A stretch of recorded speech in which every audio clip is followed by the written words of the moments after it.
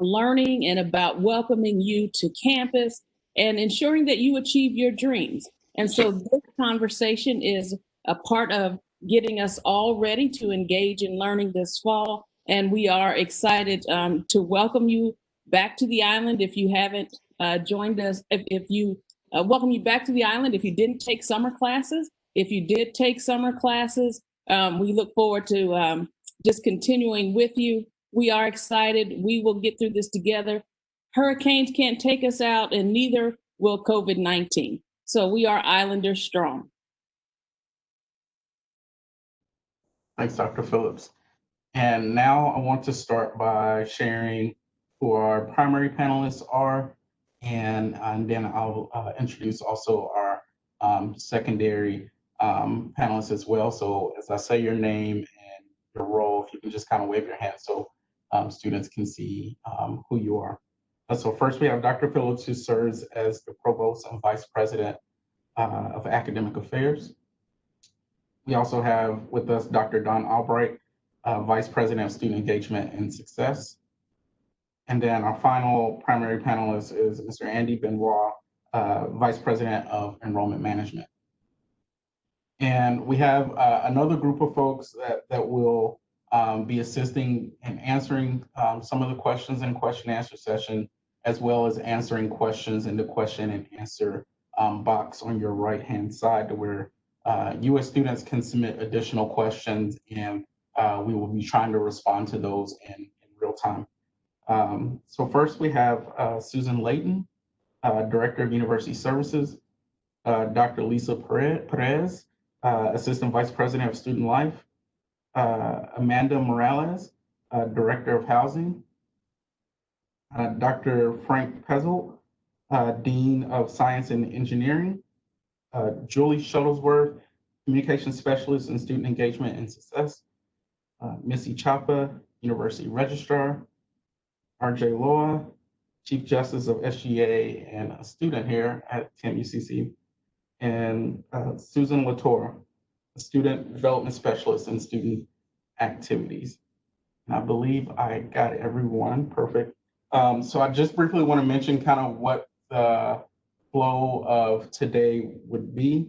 We'll start out with the presentation by Academic Affairs, and then followed by that, we have a presentation, and these are short presentations, by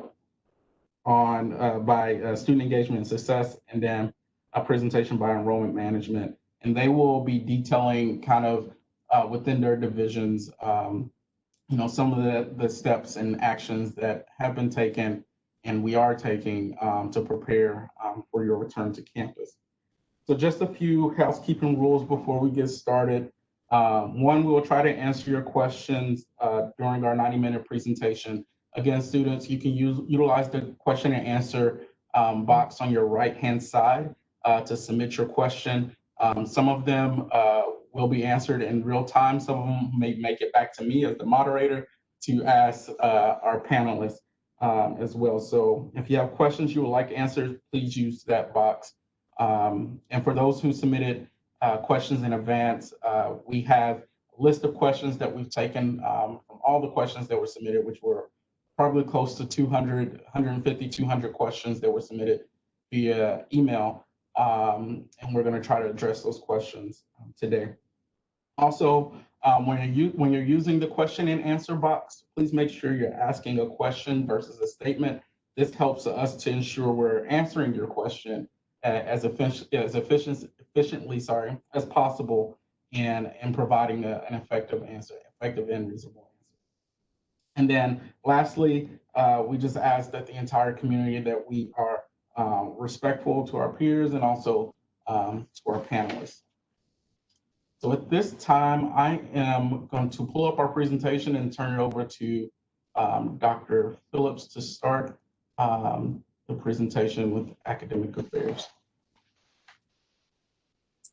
Hello, Islanders. Again, I'd like to thank you for joining us today. Your presence here today underscores your excitement about learning and your commitment to continuing your education. And so we hope that this forum today will answer many of the questions that you have.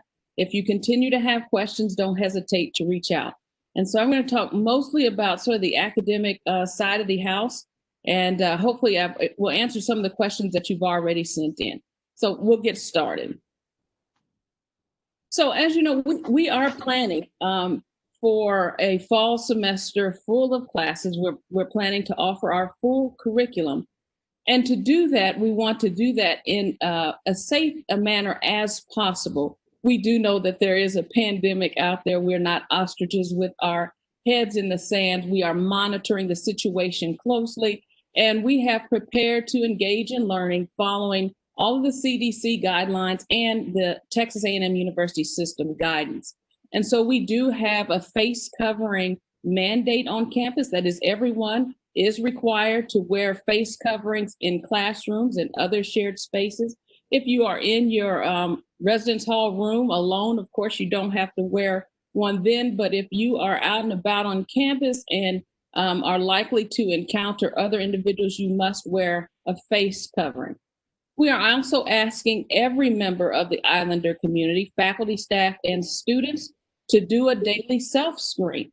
And so you've seen the self-screening questions out there, though they are, are you currently running a temperature? Do you have a fever? Are you coughing? Do you have shortness of breath? Are you exhausted? Do you have unexplained exhaustion? Meaning, if you've stayed up till 4 or 5 o'clock in the morning playing video games or on TikTok, and that's the reason why you're exhausted, then that doesn't quite fit into this self-screening process. But we are asking that everyone monitor themselves for COVID-19 symptoms. And if you are not well, if you are having any symptoms, it is important for you to self-isolate, to take care of yourself and to take care of your fellow Islanders. We also have posted signage throughout the campus. So as you're walking around campus, you'll see reminders to wear your face covering, to engage in social distancing. There are entranceways marked that you come in this door and outside of another door. And so we are doing everything we possibly can to put signage around the campus that indicates what the safety protocols are. We will have testing on campus. We have, thankfully, through the A&M system, we have access to test kits. And so we will be offering free testing to students who exhibit symptoms or who believe they were exposed to someone who is COVID-19 positive. And there is information out there about that. So you can get the test, you will get the results of the test, and that way you know whether you should continue to engage in sort of in-person interactions. If not, as you can see, we do have space where you can self-isolate. We have isolation rooms if you test positive or if you believe that you definitely have contracted the virus. We also have contact tracing in place. And as contact tracing, once any member of the Islander community, faculty, staff, or students, once someone has tested positive for COVID-19, we will be reaching out to all individuals that have been within 6 feet of that person for more than 15 minutes. And so we have a process in place that if we have a positive test on campus, all of the people who may be affected will be notified.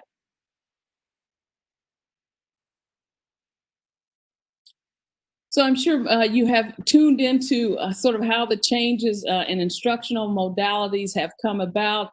You know that on July 1st, we sort of upended our previous schedule to make sure that we had learning opportunities for all students. So we have a combination of blended web enhanced classes, completely online, and 41% of our classes are completely face-to-face. That 41% completely face-to-face is a little misleading because in some of those cases, it's only 1 to 24% of the class meetings that will happen face-to-face. Just so you know, the way we determine how the class would be offered is by the course content and faculty feedback about how students learn the material best. So in some, for example, in music, right, it is difficult to learn some of the content in music online. And so there is some face-to-face instruction required. The same in nursing. In some of the courses in science and engineering, faculty said students learn this material best face-to-face, even if it's not every day or every class period. There is some face-to-face instruction that is helpful for students mastering the material and achieving the student learning outcomes. And so in terms of what this may look like, we could, as I said, face-to-face is face-to-face at the regular meeting times, or if only 1 to 24% of the course will be online. And so in those situations, students and faculty will meet in the designated classroom according to what's in the class schedule. There is no instruction replaced with online delivery, although there may be other types of class assignments those class assignments may be completed online. And so 1 to 24% of the course content is in Blackboard. So that's sort of what's captured under the face-to-face modality. We also have a blended modality where 25 to 49% of the course, and these aren't new categories. These are the same categories we've always had. And so you may already be used to seeing this on your class schedule. Once again, it is not new.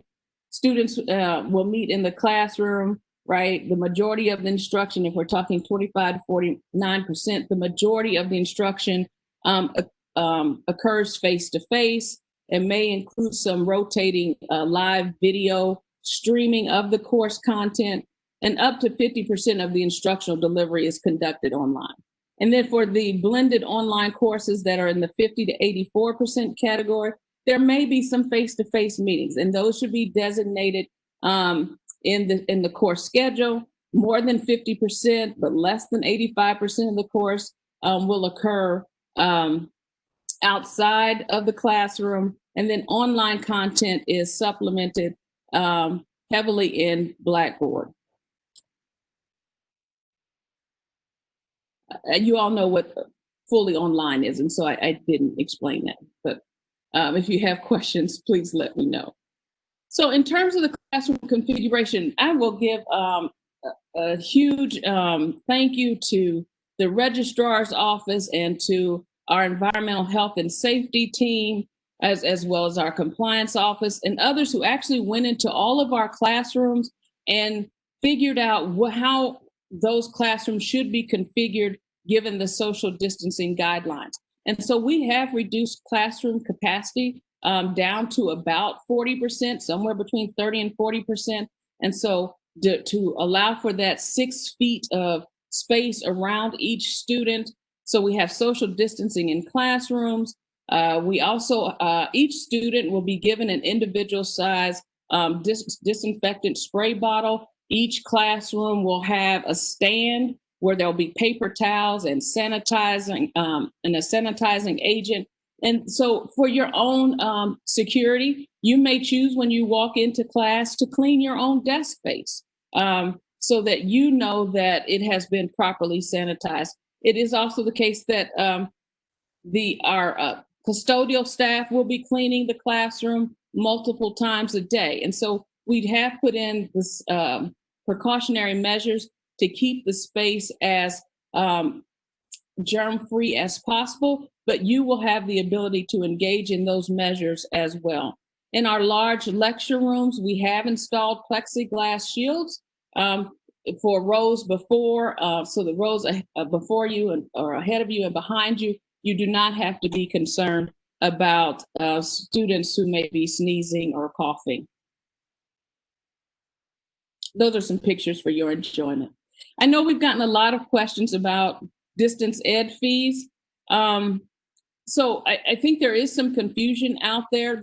The short story is that there are only distance ed fees on courses that were already planned to be online or blended. And those percentages of online and blended determine what the course fee.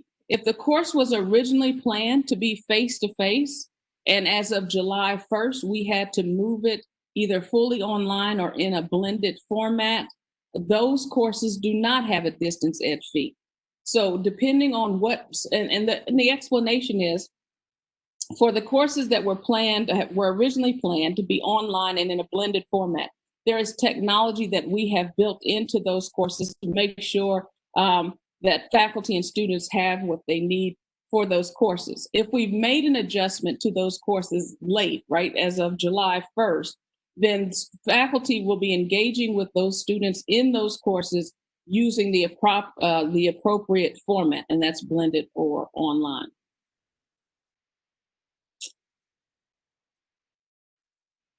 So for those of you that want you to know that the academic services will still be available. Academic advising will be available by face-to-face, WebEx, phone, or email.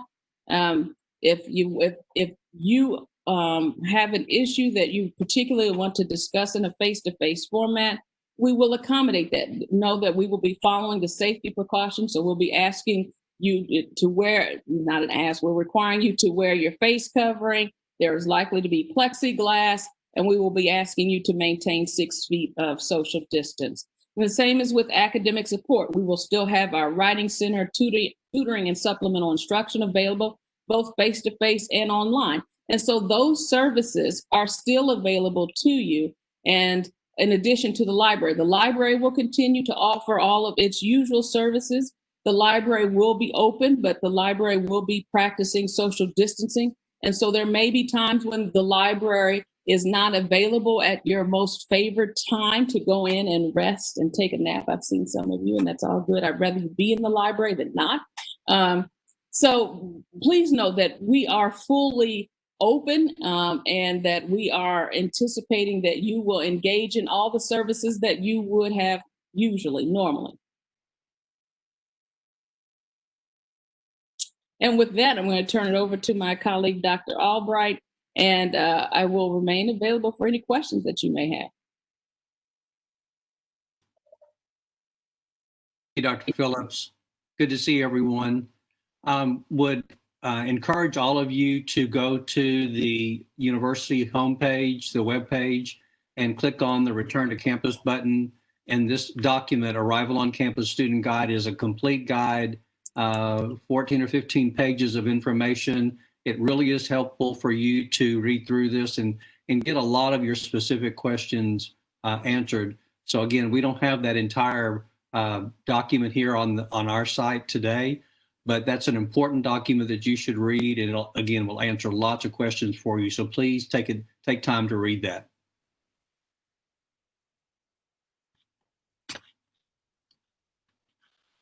All right, so again, some of the things that Dr. Phillips already mentioned, I'll just reiterate because they are so important. The expectation is, unless you're in a private room by yourself, you'll be wearing a face covering. All of us on campus will be, if we're on campus and not in a private room by ourselves, will be expected at all times to wear a face covering. We've made adjustments, and signage will tell you all of this, is that only 2 people in an elevator. We certainly would prefer using stairs more likely, and saving the elevator for those who really must use that to move up and down the different stairs. And like Dr. Phillips mentioned about the classroom, when you're going into a classroom, you'll be given an opportunity to make sure your space is sanitized.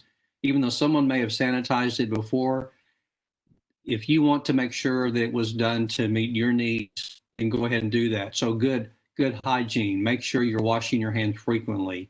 There will be stations all over campus where you'll be able to get hand sanitizer and then also disinfectants to clean the space around you. We really do expect that everyone will social distance all the time.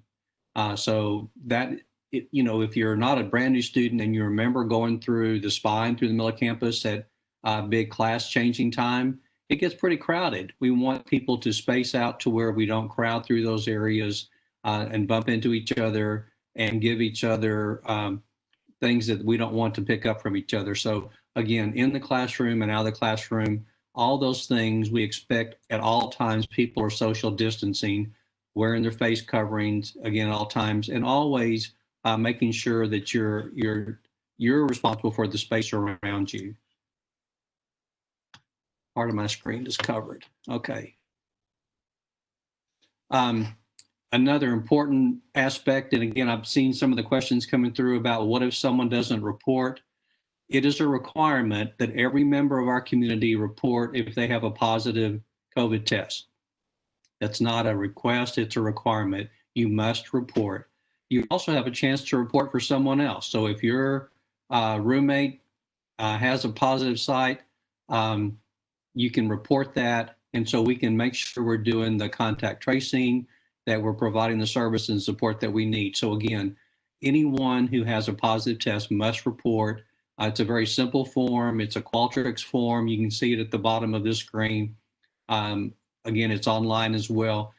It asks you a few questions. We need to know where you are, when you've been on campus last, those kind of things. So again, very important for all of us to know what's going on, but you must report a positive test result or positive exposure. Let me make a general statement about housing and then let Amanda Morales, who's our Director of Housing, go through a little bit more of this. But just to make sure everyone puts context onto our housing. All of our housing is owned by the Collegiate Housing Foundation, and that group has hired American Campus Communities to manage our property. So again, they came at our request to build the property. It's their properties. They're our partners, but the leases are between the student and American Campus Communities on behalf of Collegiate Housing Foundation.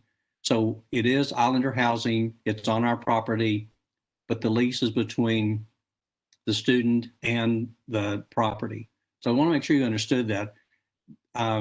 We value the partnership we have with them. They're a part of us and they're not a part of us. So understand that.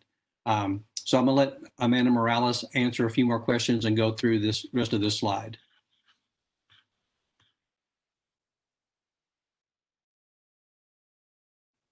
You're muted, Amanda. I don't think so. Can you hear me now? Can you all hear me? Yes, Oh, yes, go okay, ahead. great. All right, sorry about that. Again, Amanda Morales, the Director of Islander Housing. Thank you for that introduction, Dr. Albright. So I just wanted to talk to you today about a few things I wanted to share with you about housing. Islander Housing is welcoming students back to campus next month. We made various changes in our operations in accordance with CDC, TAMU-CC, and university guidance. These include enhanced cleaning and enhanced disinfecting measures, new engagement protocols. So our programming that you'll see from the RA looks a little different this semester. Also, as relates to social distancing, we'll have signage, everything that Dr. Albright mentioned. We've also trained our staff regarding COVID-19 so that they are up to standard with all of our expectations and making sure they're creating a good, safe environment for you all. We've also created the worry-free guarantee so that should classes go completely online, students won't be held responsible for the portion of their lease while operations are fully online. And that means all classes, all services, all online. We're asking that each resident follows outlined safety procedures in order to decrease the risk of the spread of the virus. We need everybody to do our part, so it's very important for you all to take responsibility for your action and make sure that you're following all recommended guidance as well. When it comes to potential spread of the virus on campus this semester, we realize that we may see some cases on campus, and when a student does identify as having a case, we have certain protocols in place to ensure the safety of those around them. We have a quarantine protocol, and if needed, we have space for students where they can self-isolate. If their housing situation doesn't allow for self-isolation, we do have some room set aside where we will be able to place students as needed.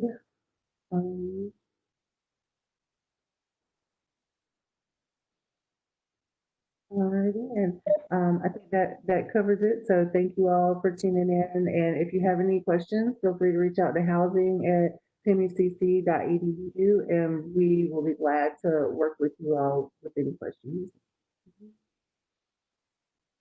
I did see a number of questions popping up on, and so hopefully we'll get to those as well.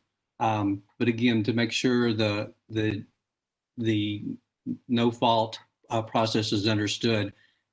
If, like this past semester or the spring semester, we closed during spring break, which was an awkward time, and not knowing how long it was going to be, we didn't have the opportunity for all students to, pack up and go.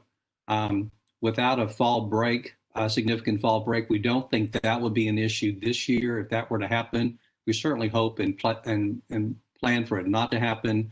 But yes, there will be time to gather and move out if the situation arises again. Again, the leases are in place, and the only change would be if the university goes all online. All right, next.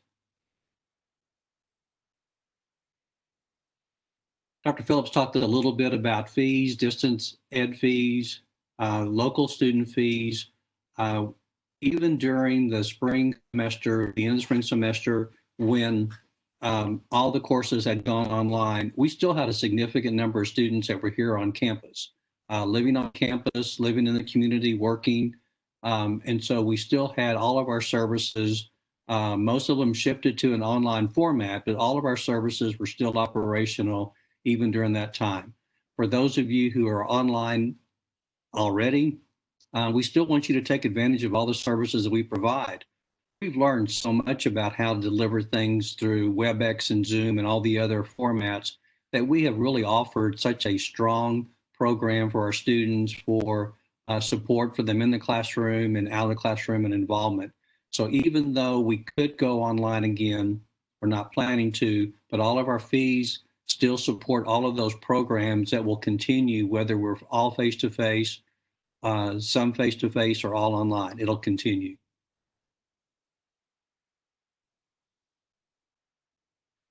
Again, moved, our health center moved from face-to-face visits to telemedicine. Our counseling center moved to video conferencing on telehealth, telecounseling. Our career services really got very busy with individuals who are looking for support for applying for jobs and doing resume reviews. We still had career fairs. Some of the career fairs moved to completely online versions. And so all the services that career services can provide will continue and go on throughout the semester.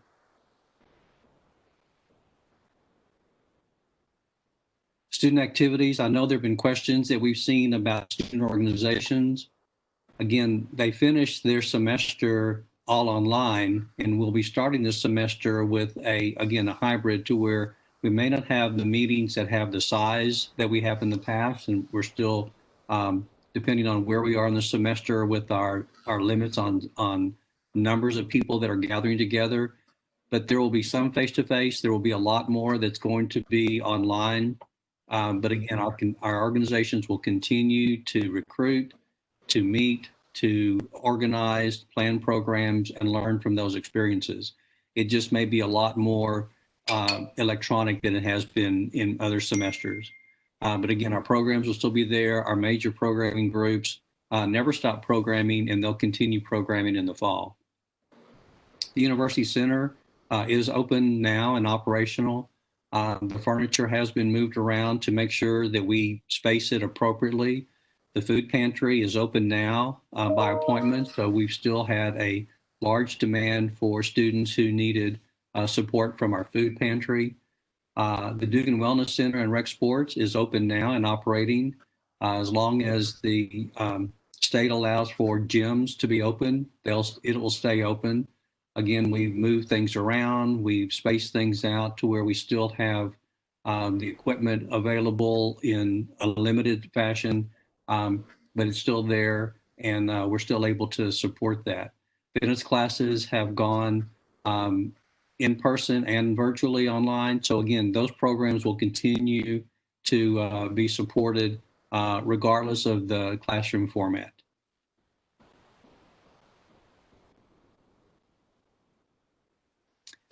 And university services, again, important support for our students. Let me ask Susan Layton, who is the Director of University Services, to take this slide.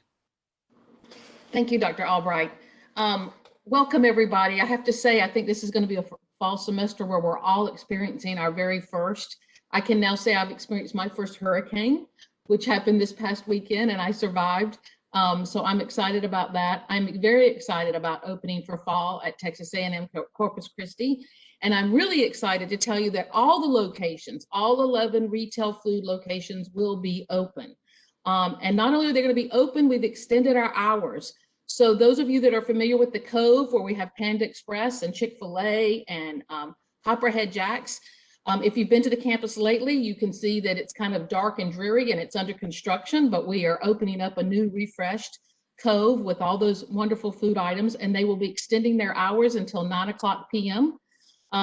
Chick-fil-A is going to be offering, because we did a complete refresh, they're going to be offering breakfast and salad wraps, pretty much a full Chick-fil-A menu this year, and they'll be opening at 7:30. We have the dining hall, which will be fully opened.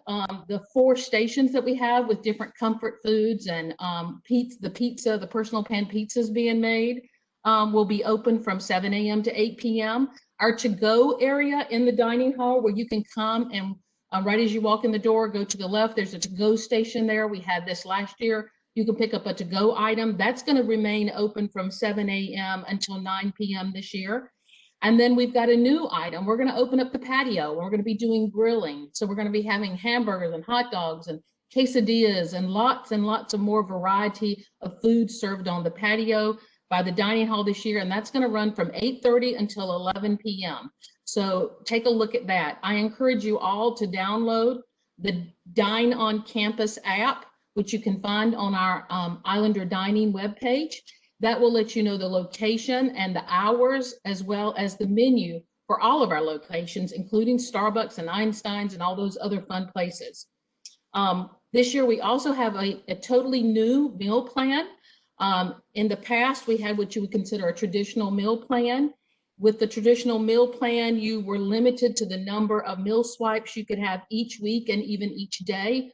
We've now moved to what we call a block meal plan. So you get a number of meal plan swipes and you can use them whenever you want to, how many times or whatever during the course of the entire semester. So you won't lose them like you do in a traditional meal plan, where if you don't use the meal plans that week, you lose them. The block plan, all of your swipes will be available to you all semester long. So I'm excited about that.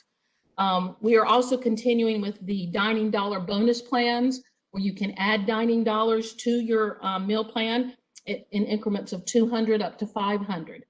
Another exciting thing that we're adding this year is meal plan equivalencies.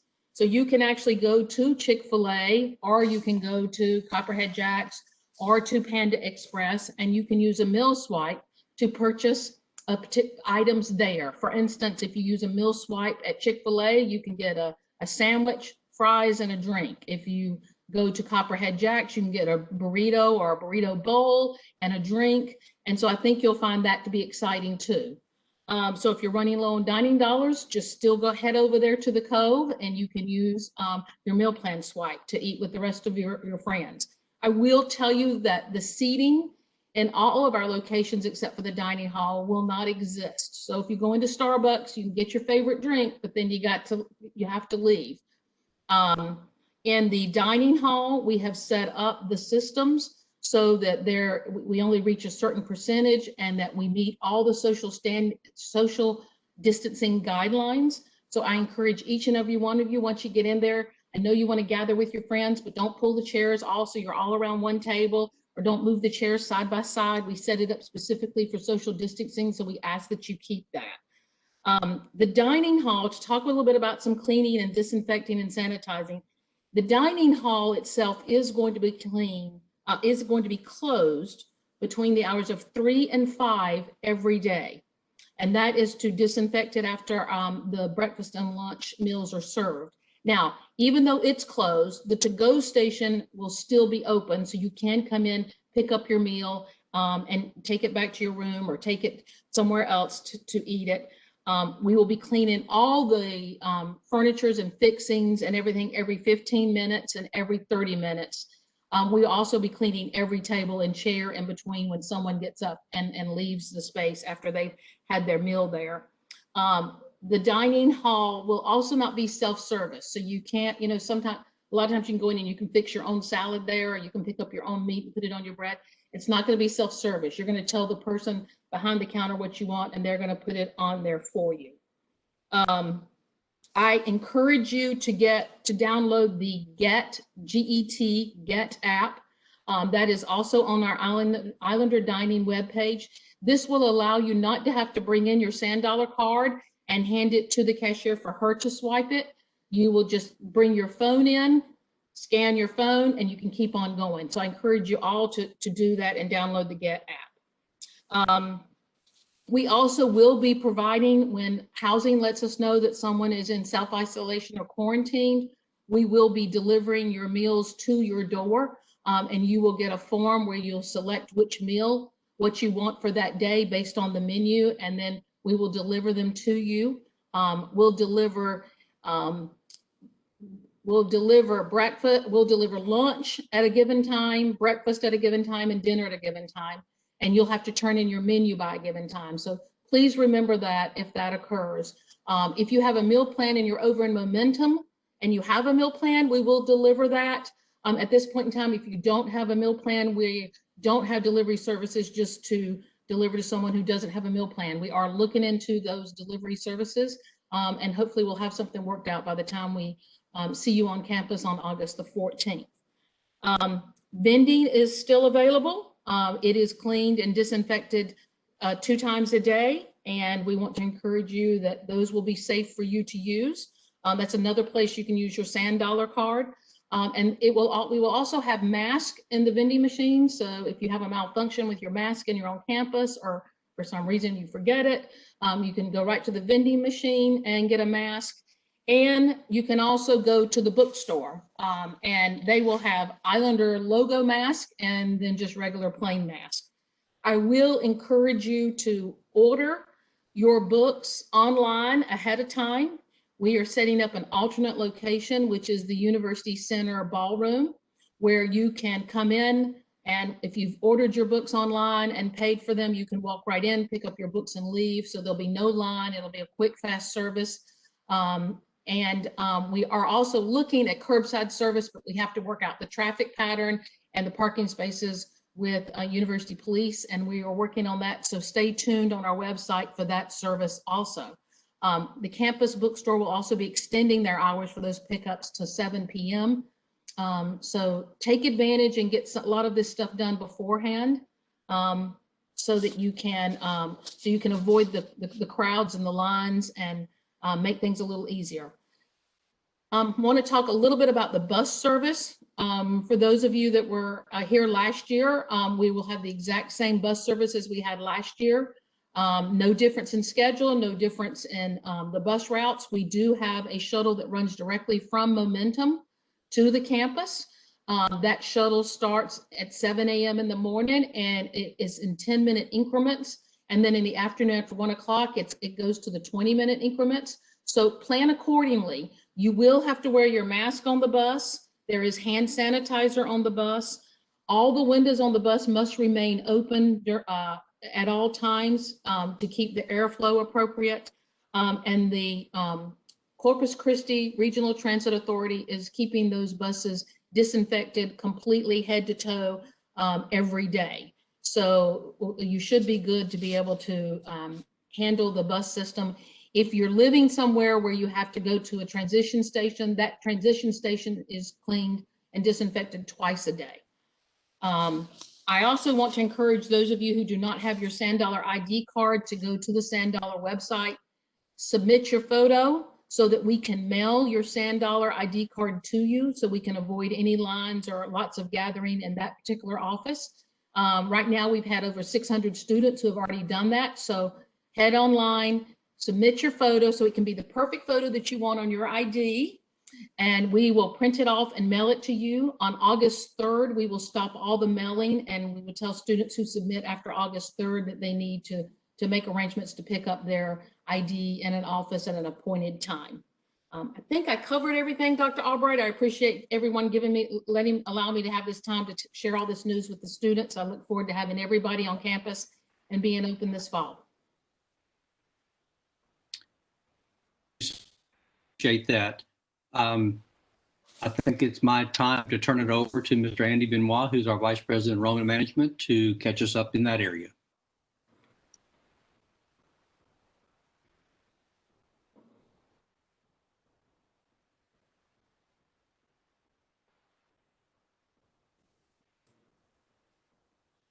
Andy, you're muted. Oh, okay. I think I'm unmuted now. Well, thank you all so very much for joining us today. This is an opportunity for us to be able to share information regardless of whether or not a student is taking classes in an online format, in a hybrid format, or in a truly face-to-face format. The services that we provide in enrollment management are truly from financial aid through admissions, through the scholarships office, veteran services. So I'll touch base on a few of those areas right now. First, any new students that are on the call today who will be coming into the university are still required to submit transcripts from whatever institution that they were in. Now, whether or not you're able to get an official transcript from that institution in timely fashion before the fall semester starts, we can work with you. The one thing that we're asking is that if you cannot get an official transcript by the beginning of the semester, we ask that you at least give the Office of Admissions an unofficial document. That will allow us to begin the process of working with advisors to be able to give information about the classes that you may have taken. So if you would remember to submit those documents directly to admissions, that is new and transfer students. For all those of you who may be continuing students who may have taken some classes at a community college or another institution, you also must submit those transcripts in order for us to be able to get credit to you on your academic record. So please remember to submit those documents. A lot of times students are determining in this environment whether or not to take a full schedule or a partial schedule. Financial aid programs, and we'll talk more about financial aid in a moment, are available to students regardless of whether or not you're full or part-time. Now, there are some aid programs, mostly scholarship programs or state aid programs, that do require that you complete either a certain number of hours in the academic year or a certain number of hours in a semester. So one of the things that we do recommend, if at all possible, that you enroll full-time, at least 12 hours. And if you want to stay on track to degree completion within 4 years, we do encourage you to enroll for 15 hours. The university's areas that work with students coming into the university will be holding centralized enrollment services on August 3rd through 19th. We'll be making the information available to you as far as the location and exactly how that's going to happen. There'll be representatives from admissions, financial aid, the other areas that you work with in order to be able to get into the university. And we will be socially distanced, and we'll be observing all the protocols from the university, the state, local agencies, and the CDC. So if you need assistance, we do encourage you, instead of just coming to the round building on those days to get assistance, we'll be spread out, most likely in the student center, to be able to get you the access that you need and to be able to get you the assistance that you need. But again, that information will be sent out before the end of this week to all the students through a campus-wide announcement. We will also be holding Super Saturday. That will be in the round building. That will give an opportunity for students that need to turn in documents, that need last-minute assistance from admissions or financial aid or other areas to be able to get assistance they need. That is going to be on August 15th. That is the Saturday before the first week of classes. Now, as far as student aid is concerned, when we began dealing with the pandemic situation in the spring, we were able to be provided a significant portion of funds from the federal government through the CARES Act. The university was provided right around $10.1 million for a combination of aid to students and for university services that helped us transition our instruction from in-person to online, as well as to be able to provide the services to students during that period. Now, the CARES Act funding was used for students who had housing, that needed housing assistance in the spring, For students who had other forms of assistance, they needed assistance because they lost their jobs.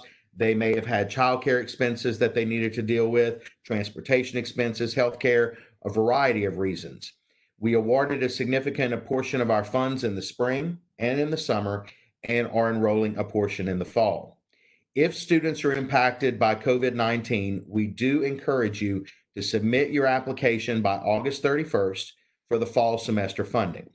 Now, to date, we have anticipated that we will award right around $5.5 million of aid from the CARES Act directly to our students. But this is by no means the only way that we are helping students. The Office of Financial Aid has been taking every student application for the CARES Act very seriously. We look at each one individually and determine student need. If a student doesn't necessarily qualify for a big amount of money coming out of the CARES Act, or if they don't qualify at all, what they've been trying to do is to be able to utilize other university funds or other sources of federal or state funds in order to be able to help students. So just because you don't get an allocation from the CARES Act does not mean that you are not eligible to receive assistance. The Office of Financial Aid is available for you. I do encourage you to reach out if you have questions or if there are any needs that you have as a student or if your situation has changed. And we'll talk more about that in a second. Funds are available with the CARES Act until all funds have been exhausted. So it is first come, first served. So please don't wait until August 29th to be able to put in your application, even though the deadline is the 31st. If you have some assistance that you need to request, please go ahead and do that as soon as possible. And more information about the CARES Act can be found on the financial aid website that is located at the bottom of this slide. And I do encourage you, they also have a chat function that's on there, and the direct link to apply for the CARES Act is on that page. The other student aid assistance programs that we have are traditional forms of financial aid. The Title IV financial aid programs, the grants, loans, and work study. Every single student has an opportunity to be able to get student assistance. It just depends on your current circumstance as far as what types of funds you can get. Now, grants, those are the ones that everybody would like to get, and you don't have to pay them back. But they are, of course, income-based, and they determine based on the different factors of your household. Loans are available, both subsidized and unsubsidized loans, as well as parent loans. And of course, work study is assigned throughout the campus in order to be able to help students meet their cost of attendance. Now, what financial aid does is they package every particular student to the cost of attendance. So if we come in and say that it costs an average student just about $23,000 to be able to come to the university, financial aid will, if you applied through the FAFSA, will fill out all the different sources of aid that you may be eligible for to get you to that amount of money. Now, you as a student have the opportunity to be able to accept all of those funds or to be able to decline certain sources of the funds. So that information is all available through your application with the free application for federal student aid. Now, I do encourage every particular student to apply through the FAFSA. No student should not apply for the FAFSA. You know, a lot of times we hear, well, I don't qualify for aid. That's not really true. You can qualify for some types of aid. Now, the FAFSA is required for a variety of aid, so please go ahead and fill that out. The other types of aid that are available are special grants that are either from the state or local or federal governments. The Texas grant is made available through the state of Texas and is used up to $6,500 based on certain circumstances in the student household, the income or those other levels of consideration. We also receive Regents grants from the Texas A&M system that we can award to students who need assistance. And we also have minority serving institution funds that are available for us to be able to help students defray some parts of their education. So again, if you need assistance, please make certain that you complete the applications and that you submit information to financial aid. Now, we are well aware throughout this entire time that student circumstances may have changed. If a student may have had a job, their family had a job, the family may have been supporting them, giving them money to attend college. Mother or father or aunts or uncles may have lost their job, cannot afford to continue to provide assistance. The student may have lost their job. So there is a situation that will arise where you can seek counsel through financial aid to have them do what's called a professional judgment. that professional judgment can consider your change in status and your change in need. We are well aware here at this institution, as well as institutions all across the country, that student need will have changed since the beginning of the pandemic. So if your circumstances have changed and you feel that you do not have the resources to continue, please don't lose all hope. Please contact the Office of Financial Aid and give them the new information. Speak to one of the counselors and ask for assistance. They will be happy to consider your circumstance. Now, we also in the Office of Financial Aid and in the Office of Scholarships do award all the institutional and foundation-based scholarships. If you have applied for one of these scholarships, you can seek assistance there. If you have not applied, some funds may be available that have not been awarded at that point. I would encourage you to contact the Office of Scholarships for more information about those. And finally, on this slide, we talk about veterans benefits. For those students who may be active duty veterans, who active duty military, or veterans, or people who are dependents of active duty or military, please, if you are eligible for benefits, get all the documents into the Office of Veteran Services. They need to take the time to be able to evaluate all the different things that you're doing and fill out the appropriate forms through the federal government or through state agencies, whichever is appropriate, to be able to get you the funds that you need to be able to attend school. So if you are remotely eligible for any of these forms of aid, I do encourage you to reach out to the different offices that I did mention. Now, finally, I'll mention before, and I talked to you about the chatbot. This is an example on the Student Financial Aid website. You see there the CARES Act Emergency Aid application. But what I do want to point out there, you see on the lower right-hand corner, where it's circled in red, it says, "May I help you?" That is Ask Izzy. Ask Izzy is a chatbot that appears not only on the financial aid page, it appears on the pages for the registrar's office, for admissions, for academic advising, for veteran services, and for student accounts or the bursar's office. If you have questions and you really don't want to speak to someone, or if you feel this is quicker, type your question in there, and there are a lot of answers that have been pre-populated for you. It can give you an answer. If it does not have a pre-populated answer, it will route your question directly over to one of those different offices to get you immediate assistance. So I do encourage you to use Ask Izzy to be able to ask your questions and to be able to get assistance. But the last thing I'll mention to you is we exist here for you. Without students, we would not exist. So please, if you have questions, if you need assistance, please feel free to reach out to us throughout our office and to the institution in general. We are very happy to work with you. We love our Islander community. We really want you to be here either in person or online or in a blended format, and we're willing to work with you whatever way we can to be able to help you during this situation. Perfect. Thanks to all of our panelists and presenters that shared. And I just wanted to pull this screen up so you can see some of the important dates. Some of them are reiterated, but also there are some additional things such as final exams and, of course, when the start of the term actually begins. And so we will transition to the question and answer portion of our forum. And I was going to start with Dr. Phillips. There were some questions surrounding the academic calendar and the changes that have been made. I think we failed to put that in the presentation, but if you could share a little bit about some of those changes. So we did make an adjustment to the academic calendar so that students, so that classes begin 3 days early. So classes will begin on Wednesday, August 19th. What this does is that the way the previous academic calendar was arranged is that students would have come back to campus after Thanksgiving for 3 days of instruction. So the revised academic calendar moves those 3 days of instruction from the period right after Thanksgiving to earlier in the semester. And so what will happen is all in-person classes will end before Thanksgiving. And so students will be free to disperse and go home and visit with friends or family or travel. And then it will be, now you will have to watch, right? Because some of your classes will have online exams.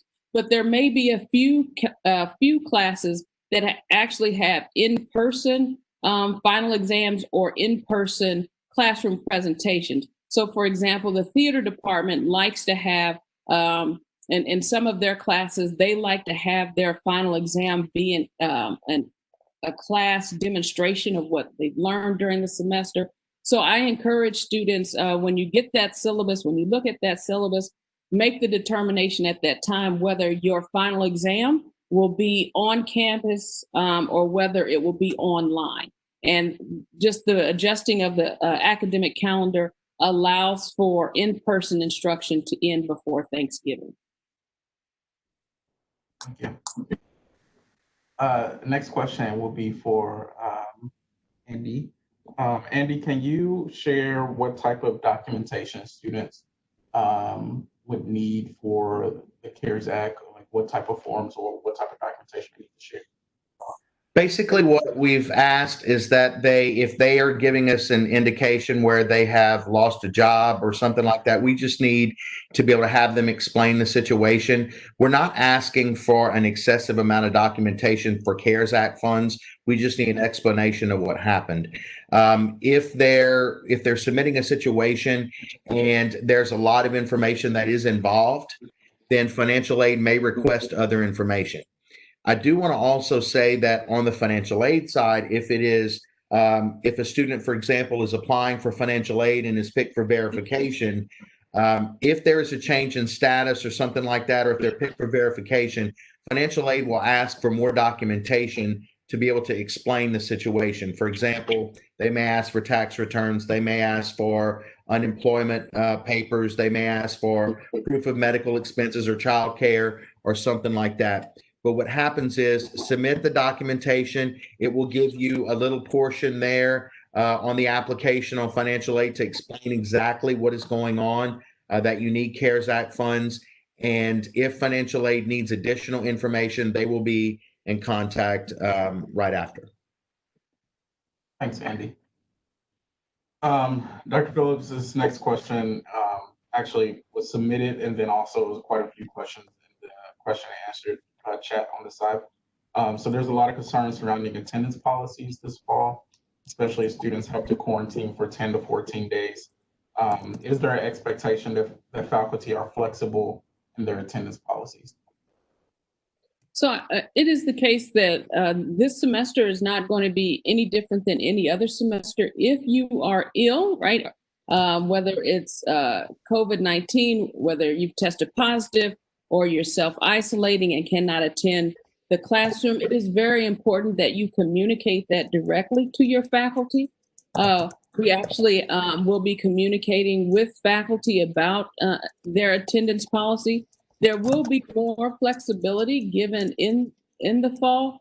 I think we have the benefit of some classes using Blackboard and WebEx more frequently. So there, and if you cannot, there's a difference between if you're just self-isolating and you're still able to engage the course material through WebEx, through Blackboard, compared to if you are severely ill and are not able to engage the material. Whatever the situation is, you need to communicate that to faculty. If you are not getting a response from your faculty member, if you feel that the faculty member is not taking into consideration your situation, as always, we tell you to go to the department chair. But we will be working through the situations.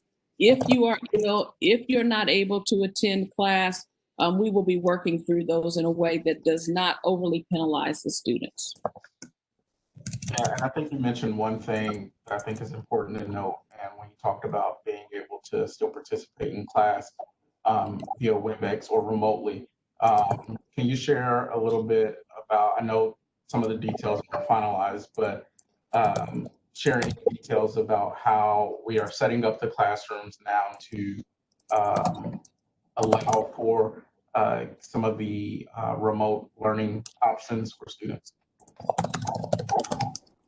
So many of our classrooms will be equipped with cameras and microphones so that students, even if they are not in the physical classroom, and they may be on a rotating schedule, or maybe they only come one day a week to the physical classroom, and the other day a week they are attending the class lecture via WebEx. So in that case, in the classroom, there is the technology available that students could still participate in the class, still be part of the class sort of discussion, but it's done remotely through live streaming of the class. So that is available, I think, especially in our large lecture rooms, that will be available. So if you happen to be in one of those classes where a large lecture, and for us, that classroom now, I mean, in the past, it would have had 250 students in a large lecture room, and now we're down to less than 90 students in that large lecture room. There will still be opportunities to attend that class via technology. Thank you. Next question. I saw this in the chat, as well as questions that were submitted to us. I guess I'll address this to Don, and then if it's not the appropriate person, we can figure out who it is. How will the face covering requirement be enforced? Well, we're all in this together. How's that for the answer? What we really expect is that everyone will understand, because we're not the only ones in the state who have a requirement for face coverings. Everyone should come to the campus with their face covering on day one. If they're not wearing it, a faculty member may remind you, or a classmate may remind you it has to be on. And we just expect people to understand that that's the rule. That's the requirement everywhere in Texas right now, just about. That's the requirement. The only time we're thinking about it's going to be an issue is if the person, whoever it is, refuses to comply. If they refuse to comply, they won't be allowed in the class. The faculty member will not allow them in the class. So if they're not abiding by the requirement, they won't have access to what they want. They can't go into any building without a face covering. And so that's the expectation. We're going to deal with that. And bottom line is, if they completely refuse and they enter a building, the university police will come and take care of the situation. We hope we don't have even one of those situations happen. But understanding that it is a finable offense, and our university police will issue a fine for someone who absolutely refuses to abide by the requirement. Everyone just needs to do it. Yeah, and I think that's important. It is shared responsibility and community that we take into consideration. And hopefully I'm not speaking out of turn, but from my understanding, we haven't had many issues in summer two, which we do have some face-to-face courses in summer two that are in session, and it seems like things have been going smooth so far. On the same topic of face coverings, Don, is there expectation that when I'm working out in the Dugan, right, get my workout on, am I still required to have a face covering on? Right. I tried to answer that, but I couldn't get the message to connect. So the Dugan, like any other place on campus, when you enter the building, you must have on your face covering. If you're going to work out in any of our equipment and machines, when you walk up to your piece of equipment, you should have your face covering on. When you're on that machine, you can take it off. And when you get off, you put it back on before you go to the next machine or next rotation. So we understand that for some, having that mask on while you're working out may be problematic to get enough air. That's in keeping with CDC and other requirements. You're still going to be distanced when you're on your machine, because they've either moved the machines around or they've taken in between machines offline. So you're still going to be distanced. But again, when you're moving about, you'll have your face covering on. When you're on a machine, if you don't want it on, you don't have to have it on. Thanks for clarifying that. And Dr. Benton, I have an answer to another question. I don't know if it'll come up, but and again, I'm trying to get the answer. There's some questions about students who aren't going to be on campus a lot and parking passes. I don't know that that's been addressed, but I double checked with another vice president and say, are we still using the app that we talked about? So if you're on campus every day, you should have a parking pass. That's the most efficient, economical way to do that. If by chance you're only on campus a day a week, because that's your schedule, if you don't want to buy the pass, you can just purchase your time on campus with the parking app, like you might at another location in town, like a parking meter, and you can do that on your app. You can do that here as well. So if you're only on campus one day, and that's a better option than buying a full semester pass, you can do that. There's a parking portal under University Police and Parking that you can sign up for that. The check is with your license plate. So the robot machine will come around and check license plates to make sure you have a pass and that you paid for it. And that's a much more simple way. You can choose whichever way works best for you.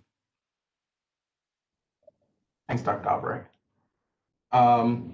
So this is actually a pretty popular question, and I guess maybe to Dr. Phillips and then others, feel free to chime in as much as you want.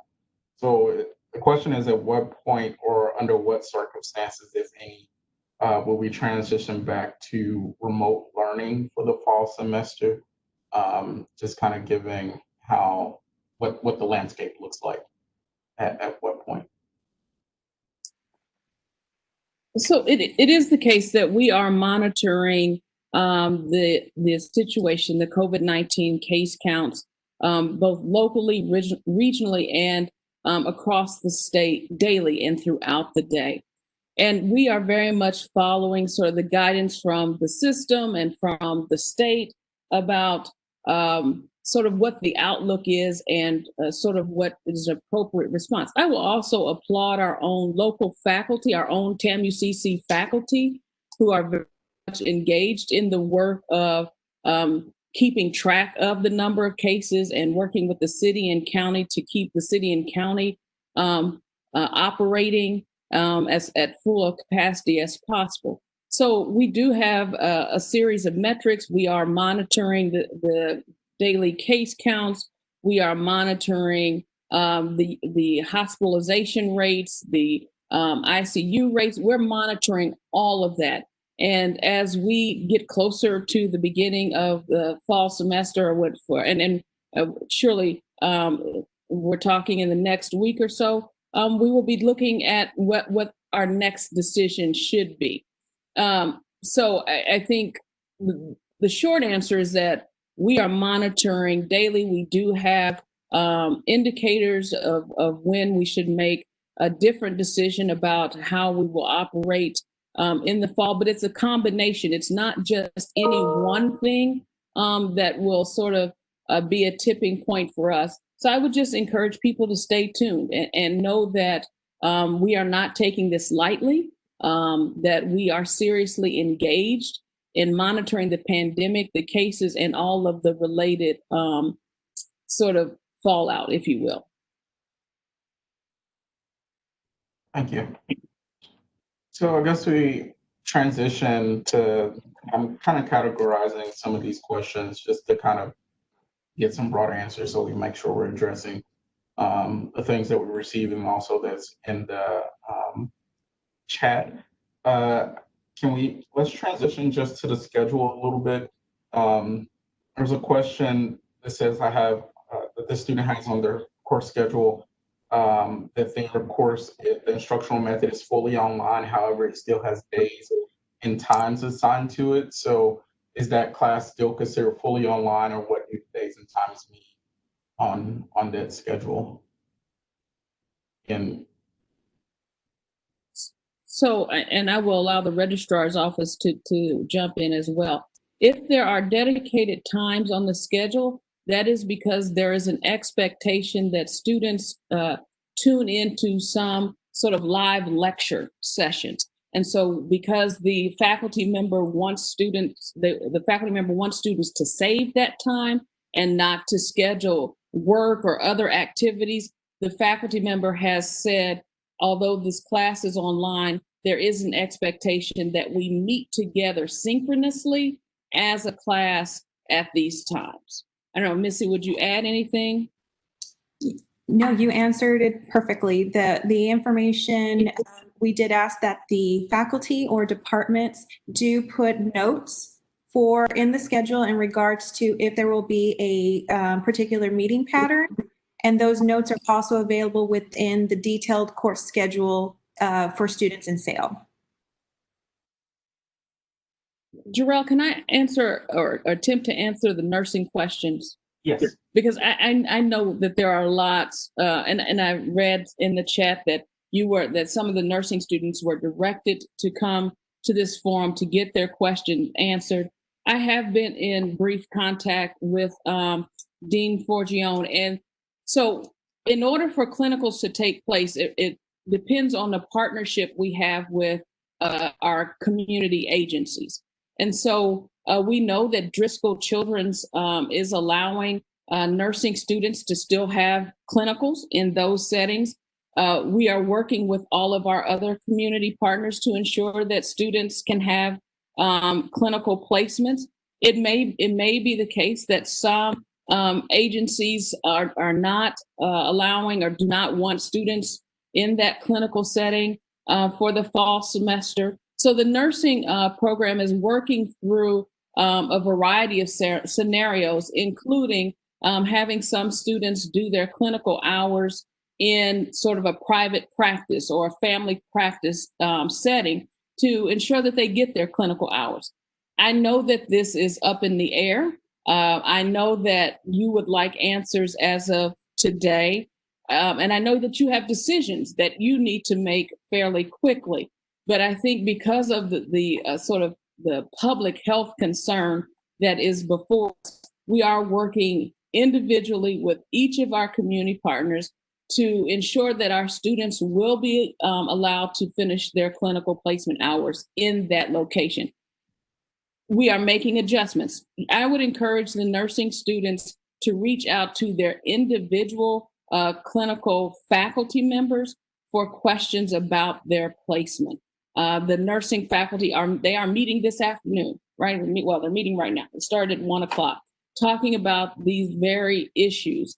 And they know that they are under a time pressure. Some of the clinical placements may not get worked out until September. The nursing faculty is very committed to you in, finishing your programs. So just work with us, talk to your faculty, and know that you will be able to do your clinical hours, although right now we don't have a definite plan for all of all the students that need clinical hours. Thanks for addressing that, Dr. Phillips. I guess to continue, one of the questions that we had, and I'm assuming it might go to Dr. Albright, will students who are taking a full course load online be able to get some fees waived for not utilizing the services on campus? So if you go back to Dr. Phillips' chart about distance courses and courses that have been moved online. So if a student's entire course are distance courses and you pay the distance ed fee and you don't live in the region, you can apply to have your local fees waived. Local fees would be the health center, rec sports, athletic fees, university center. Those 4 fees can be waived if you don't live in the region. And that's been ongoing. That isn't a new feature. So again, if you're a student who is not in the region and your program is an online program and all your courses are distance courses originally, you can apply to not pay those local fees. Otherwise, the local fees stand because, again, the courses were not designed to be distance courses. They are being delivered remotely during the semester.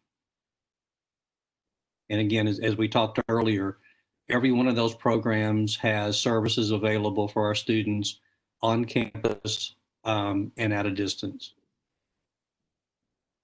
Thank you. The distance ed fee waiver can be found at businessoffice.tamucc.edu.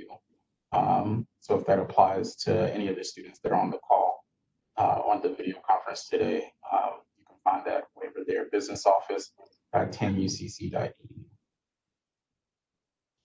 And I guess these next few questions are just kind of around student concern and kind of general safety type questions. And one is just if anyone could provide just a little bit more detail about contact tracing and kind of what that looks like for students that may have been exposed or diagnosed with COVID.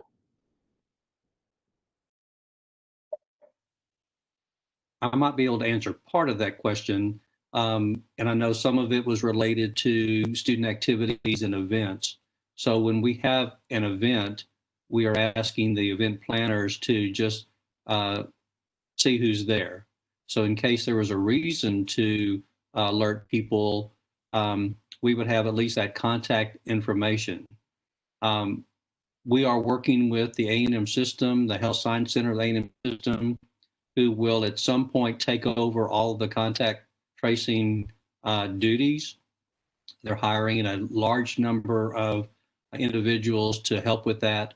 So again, if you report that you are COVID positive, then the question will be, who have you been around, so we can make sure they know that you've been exposed. You can also let those people know yourself and not wait for someone else to come in. So again, if you find out you've been tested positive, or someone you know can let you know that they've been tested positive, you can go into either your own isolation to check your status yourself and remove yourself from others to make sure if you were exposed, you don't pass it on to anyone else. But the contact tracing is a really big and complicated endeavor, and so we're going to get help from those who do this very well to help us make sure we can reach out to those and just alert them that you've been exposed, or again, you should take your own precautions. If you're notified that you've been exposed to someone positive, that may be the time then you make sure you don't get around other people who are prone to having a stronger case, others who are immunity deficient or something. So again, gives you the opportunity to take some responsibility to not pass it on to others.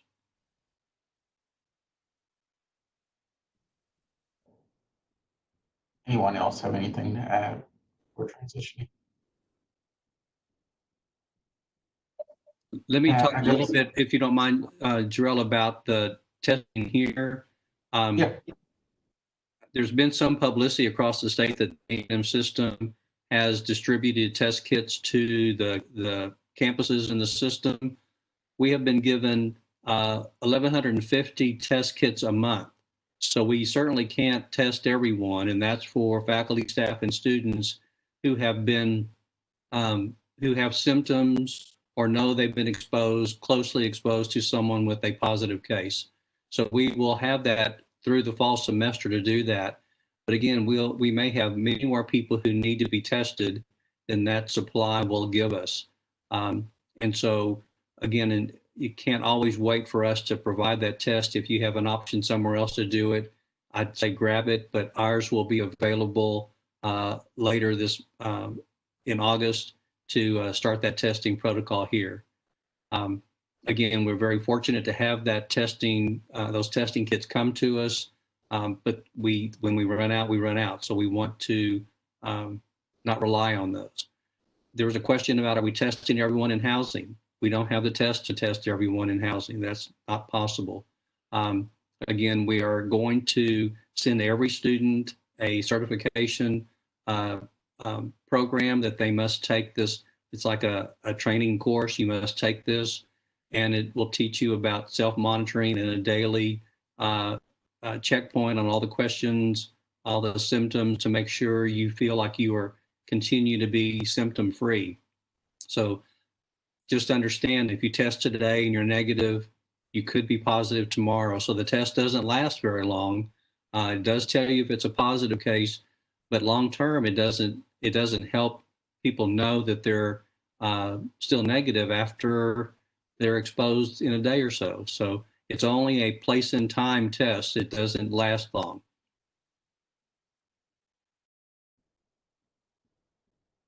Thanks, Dr. Albright.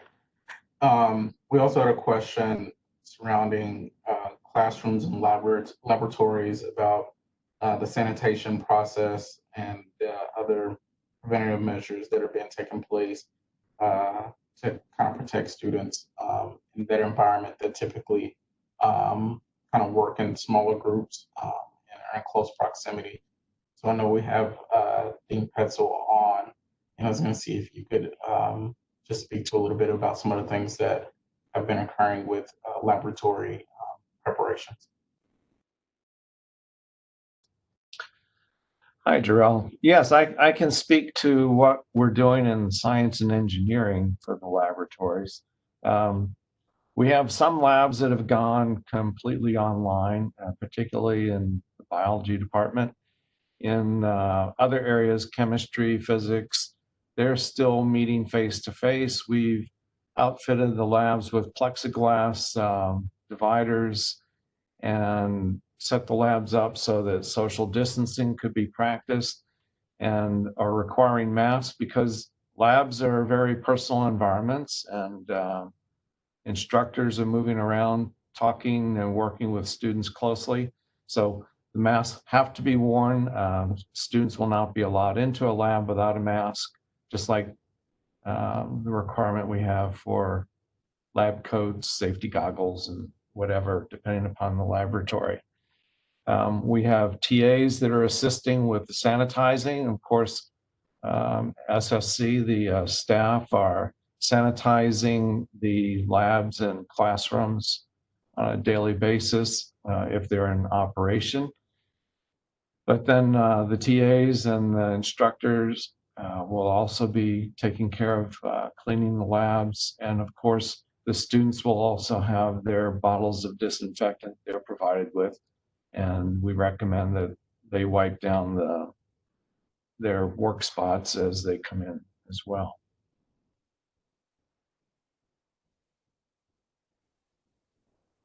Awesome. And I know we're getting close on time and want to value folks' time. And so I want to go with something a question that could impact all students, right? So one of the questions that came through is, will there be an opportunity for pass, no pass this upcoming semester?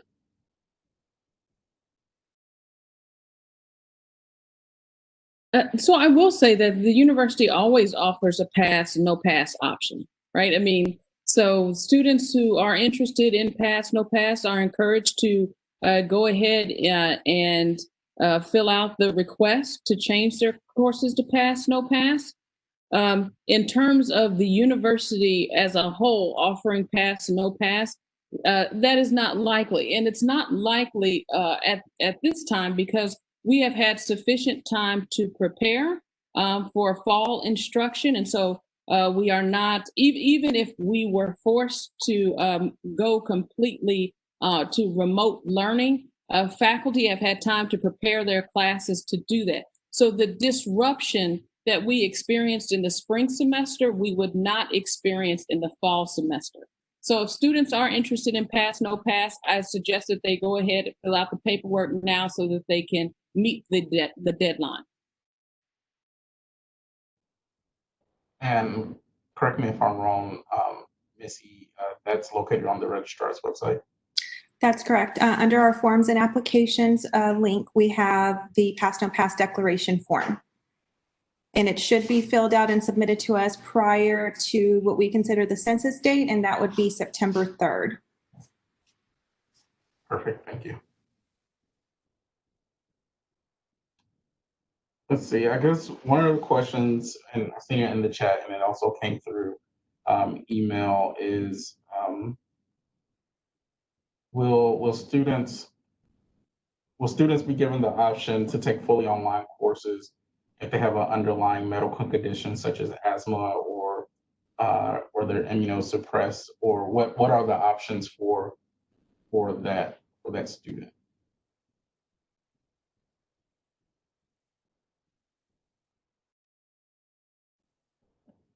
And I guess I'll go to Dr. Phillips. I was typing in the chat. Sorry. I was trying to answer a question, and so I missed it. No. It's we're talking about students that have underlying health conditions or immunosuppression. Will they have the opportunity to have a completely online schedule? What are those students' options this coming fall? Sorry. No, thank you. I apologize. What we are encouraging all students to do, if they have schedule concerns, if they need to make some adjustments in their schedules, please contact your academic advisor. Your academic advisor is fully aware of all of the course options and can help you make changes to your course schedule if needed. So if you currently, and that's either way, right? So perhaps you would like more blended classes. And so those adjustments can be made with the assistance of your academic advisor. They are poised to help you, so please reach out to them. Thanks, Dr. Phillips. And I think we have time for one or two more questions. I was going to say either Dr. Albright or Amanda, if you can speak to what social distancing kind of looks like within the residence hall, specifically in the common spaces. So we've done a couple things to address social distancing and promote it within the residence halls. One thing that we've done is we've removed some of the furniture from the common spaces. We know that if we have less furniture, less folks are likely to gather around there. We have put up signage that kind of indicates which way you should go, kind of depending on the property. That also encourages social distancing. One big change for the upcoming academic year, the ACC has created a lease addendum that addresses the guest visitation policy. Each resident will be allowed one guest between the hours of 10 a.m. and p.m. This has been sent to all residents via email, and it's also posted around the property. So those are just a few ways that we are encouraging social distancing. And please note that most the rooms in our already accommodate social distancing, and most students have their room. Social distancing and what we're doing to ensure safety, please respect and right.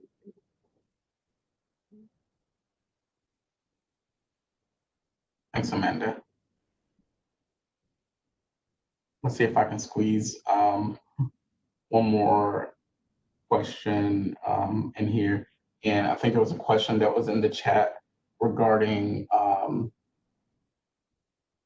work study students.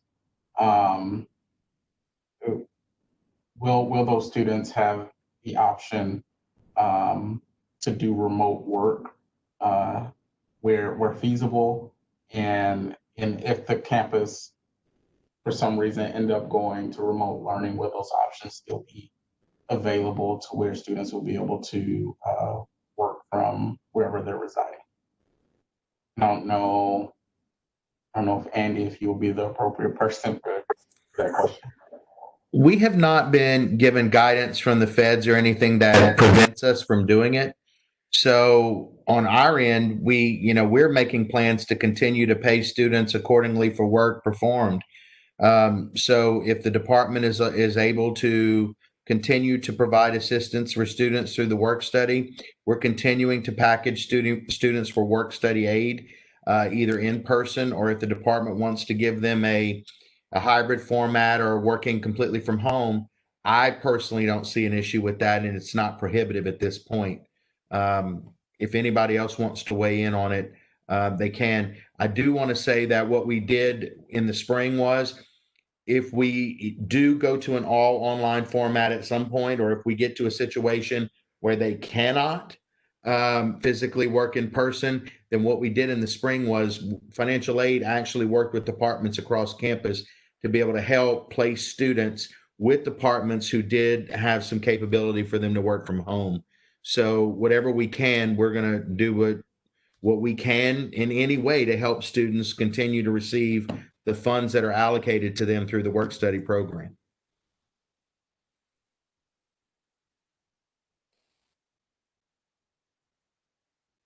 I know it's a roundabout answer, but that's where we are at this point. I mean, if a student works, we will make sure they get paid.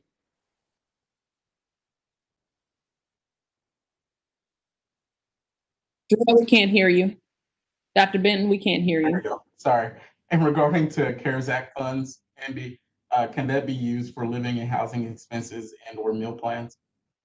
CARES Act funds can be used for student sustenance, as far as either rent, meals, transportation, any of that. Yes, it can. Okay.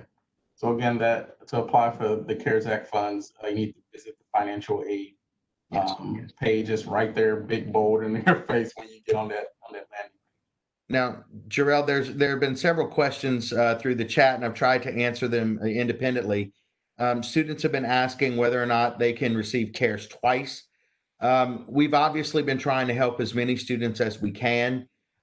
If a student does exhibit need going forward, we've done one of two things. If we do have enough CARES Act funds available, we will consider that student for a second award. But what we've also tried to do is to pair the students up with other sources of aid, either the Texas grant or Regents grants or other funds that may be available. So what I would encourage students to do, if they still have exhibited need and they need to make a second request for CARES, go ahead and submit the application on there, and financial aid will consider accordingly. And what will happen is, if they need additional documentation or anything, they'll contact the student, but they will also be able to be there to help a student to find other sources of aid. Thank you. And I think that is our time. And I know we didn't get to every question listed. I do want to mention that this forum has been recorded, and so we will send that out to you once that recording is available for download, and we'll also send out the slides as well. But if you continue to have questions, I would say, use your student right and continue to ask those questions to the appropriate offices. Feel free to email folks that are here on this panel, or some of the general office emails, and we'll continue to try to answer those questions. Also, we do know that some of you all sent more personal questions to the campus forum email, and we're going to be in the process of directing your questions to the appropriate person for you to get a response. So we'll be doing that, at least on the spot, over the next few days. We'll work through some of that and making sure that those personal questions do get answered. But we really want to thank you all for your time and joining us today. I want to thank the panelists for giving up time out of their day and sharing a lot of information within an hour and a half. Again, we couldn't cover everything. We probably could continue this forum for hours on into the day. But hopefully you can see the steps that the university has been taking, and how we have been taking this pandemic seriously in our preparation for a safe return to campus. So thank you all for your time, and we look forward to seeing you on campus.